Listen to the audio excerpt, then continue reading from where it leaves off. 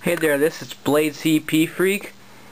I have had a few of my YouTube viewers asking about how I made the flaps for my Park Zone Corsair.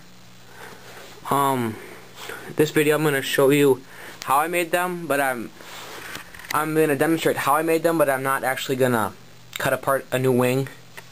It's my only good wing left. And this wing is a wing. It was experimental. I bought a new wing before I cut this one up, just to make sure if this one didn't work out, I'd have a spare. I crashed a barbed wire fence with this. I thought, hey, what a great idea. I'll make some flaps for it. These flaps are kind of ruddy, or not. They're not the best looking, but they work very well. They have this dual servo run, and the way I made the flaps, I took the wing, and as you see on my new wing here, you can see where the flaps should be cut into the wing.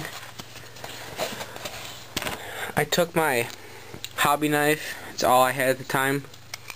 I started out and I cut the flaps out of the wing, so they were I completely cut them out. They weren't hinged. And underneath, you'll see, to attach them, I used some Dubro hinge tape. I taped it on the white. It matches, since it's clear, it takes on the color. Did that for both sides. And on this side, I taped down in there. There's tape holding on both sides. Let me take this wing off. I have the two white connectors coming in from the wing here. So you over here for a second.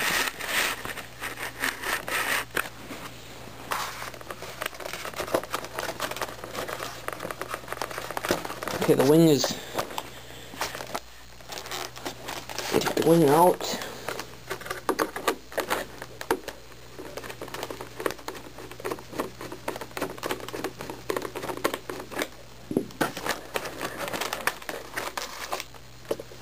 Just the fuselage aside.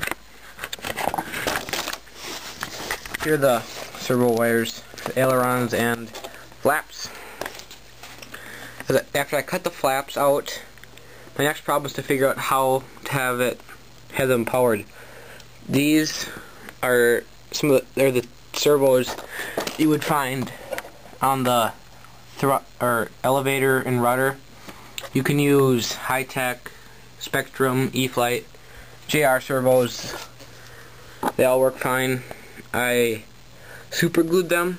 Well, first I took my knife and I carved out the cavities to fit the servo. You can use any kind of carving tool to make the pocket the right size for the servo. I carved the pockets and then I used Gorilla Super Glue to glue them in. They're still holding sturdy, no problems with them. And then I took push rods from the Hobby Zone Super Cub. I bought push rods. Here's what's left of them. I took the ends that have the clevises on them and I cut them so they're shaped. They all meet in this one center point, and it's 4 per side. And I took the little control horn right here. It's in there so it holds all 4 wires at once. And I cut off the part that it would screw to a servo. I cut that off. This is a really short one here and 3 long ones. These the control horns I just super glued onto the flaps. They're pretty stinking strong. I don't think they'd pull off. I did that for both of the wings, and then I took the hinge tape, and I covered up the servos and went all the way into the center of the wing. Some of the paint's peeling off it, but oh well, the red tape kind of hides it. The red tape's just for visibility, for flying. These servos, the flaps work very well on this plane. Very well. I can get it where I can just float down, just land on a spot without rolling. And I recommend, like what I did, have a spare wing in case the flaps do not turn out.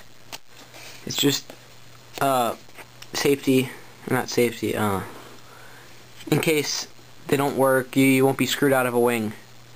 Now this is my landing gear only wing. You can only use landing gear. As you can see, as the skids will not work because the servo is in the way, and it also works to have a second wing with skids on it. This is my landing gear wing, so that's why I have two wings.